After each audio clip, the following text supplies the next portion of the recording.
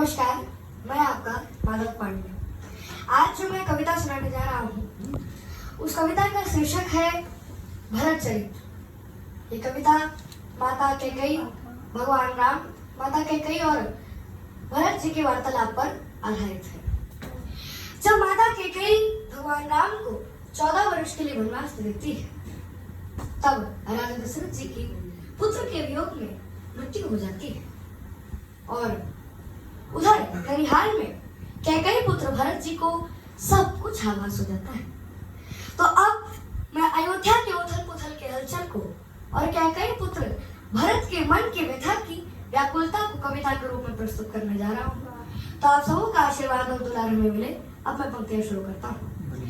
जरा कल्पना कीजिएगा, तभी सुनने में आनंद आएगा कि इधर राजा दशरथ जी का शव पड़ा हुआ है, विभूषाहीन होकर, और वशिष्ठ जी कहते हैं कि बोले वशिष्ठ है व्यथित हृदय, बोले वशिष्ठ है व्यथित हृदय राजा को भूषाहीन पाकर, तो कंधे तो बुलवालाओ कैकेयी के नैहर से जाकर। उन दिनों भरत कुछ विचलित थे, उन दिनों भरत कुछ विचलित थे, आंखों को स्वप्न गढ़ता था, कारण तो ज्ञात नहीं था, पर मन के भीतर कुछ गढ़ता था।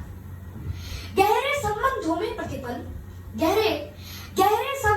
प्रतिपल एक तार जुड़ा ही रहता है, तन दूर रहे फिर भी मन से परिवार जुड़ा ही रहता है।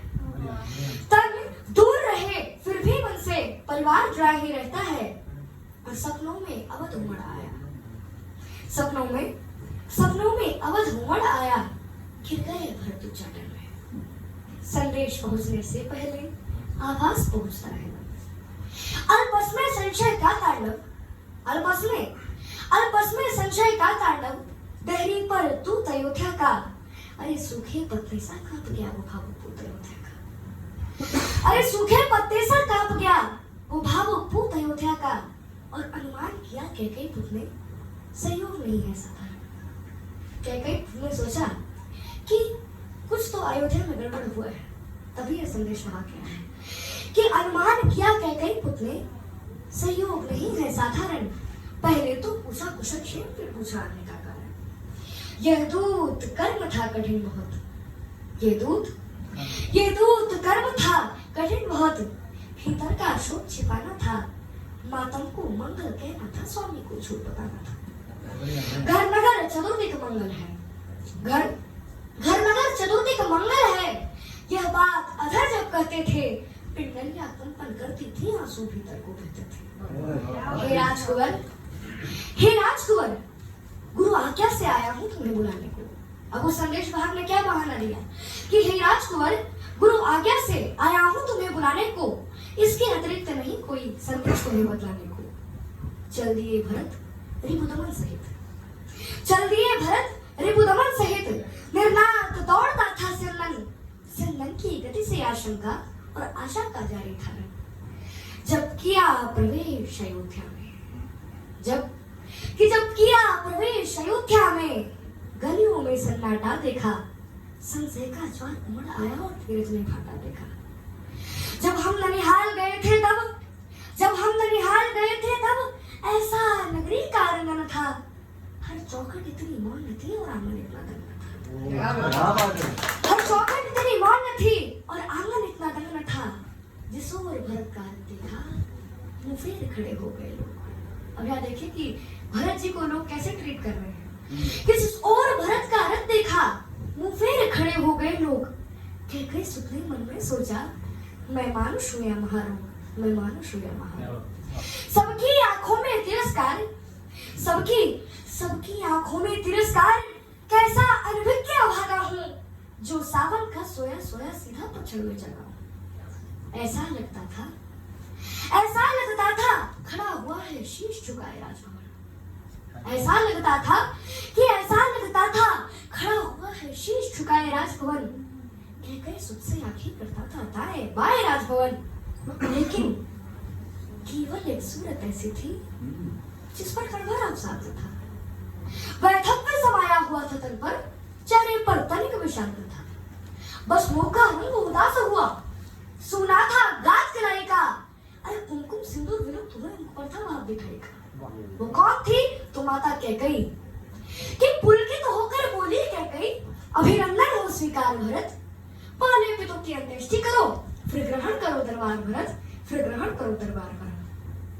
मैं हुआ अनाथ अयोध्या का, मैं हुआ अनाथ अयोध्या का, सूरज यमपुर में डूब गया और ऐसे में माँ का उत्सव देखकर हृदय धड़का हो गया। ज्ञानी शब्दों से घटना का, ज्ञानी शब्दों से घटना का बस इंगित पाया करता है और भीतर का सच तो वक्ता का आचरण सुनाया करता है। भीतर का सच तो वक्ता का आचरण सुनाया करता है और आश्चर्य अक्षुण होकर टूटा, पीड़ा क्रोधित हो चीख पड़ी, अरे माँ को हर्षित क्यों करती है, अरे कुल की ऐसी शोक खड़ी। बोले माँ ओछा लगता है, बोले माँ ओछा लगता है, यह तेरा हर्ष प्रफुल्लित मन, अरे तूने ही तो नहीं दे दिया इस शोक को आमंत्रण। उन्माद परे रखकर संभली, उन्माद परे रखकर संभली, वात्सल्य उड़ने लगी त्रिया, सुख की आंखों में घृणा देख मोहे सिकोड़ने लगी त्रिया। अरे तुझको भी मैं दोषी लगती, अरे तुझको भी मैं, माता कह रही है कि अरे तुझको भी मैं दोषी लगती, ऐसे क्या पाप किए मैंने, राजा पर थे दो वरुधर, अवसर पर मांग लिए मैंने, मेरा बेटा युवराज बने ये इच्छा तो अपराध नहीं, और राम नहीं बन जाते तो पूरी होती ये सब नहीं। ये सुनते ही थम गए भरत, जम गई शिरा खुलने लगता था नमक छिड़क डाला के जलते खाबों पर, हर रोम लपट बन रहता था, हर रोम लपट बन रहता था, पर्वत सा टूटा था सिर पर, भीतर जो लावा देखा था गया चरण से पर।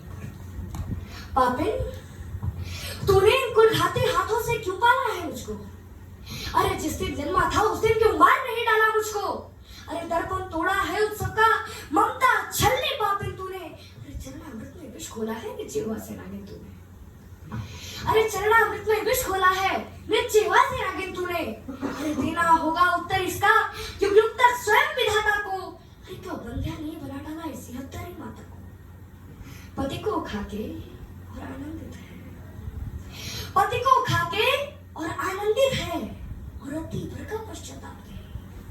अरे रघुवंश मुकुट मणिहीन किया, इससे बढ़कर कुछ बात नहीं, और चाहता हूं उसका वध कर दूं जिसने अत्याचार किया, पर राम त्याग देंगे मुझको अगर मैंने तुझको मार दिया, पर राम त्याग देंगे मुझको अगर मैंने तुझको मार दिया।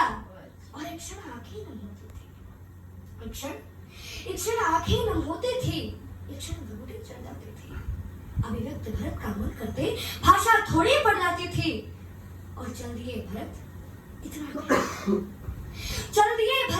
इतना कहकर इस द्वार ना आऊंगा मैं। अब राधिन सुन तेरा ये मुख अब देख न पाऊंगा अब मैं, और संतति के सुख की चाहत में अब इस घृणा को मैं करुणा के रूप में बदल दूं तो आप सबको का आशीर्वाद मिले कि संतति के सुख की चाहत में नवधरा एक कर जाती है, पर बेटा अपमानित कर दे मां उस क्षण में ही मर जाती है, और बेटा अपमानित कर दे मां उस क्षण में ही मर जाती है। और सांसों के चलने पर करती संदेह रह गई कैकेयी।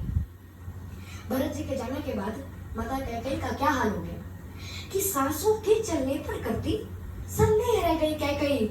जब भरत देहरी लांग चले तब देह रह गई कैकेयी, भर गया कंठ तक ग्लानि बोध, चलती सांसें दुख देती थी, रोती रोती अपने केशों को मुट्ठी में भर लेती थी, और हो होकर ये आखिरी पंक्तियां है कि हो होकर गदित हथेली से मुझ स्वयं ढांपने लगती है, हो होकर गदित हथेली से मुझ स्वयं ढांपने लगती है।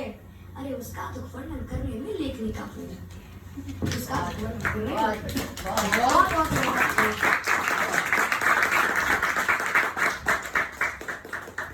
छोटा पैकेट बड़ा धमाका निकला ना।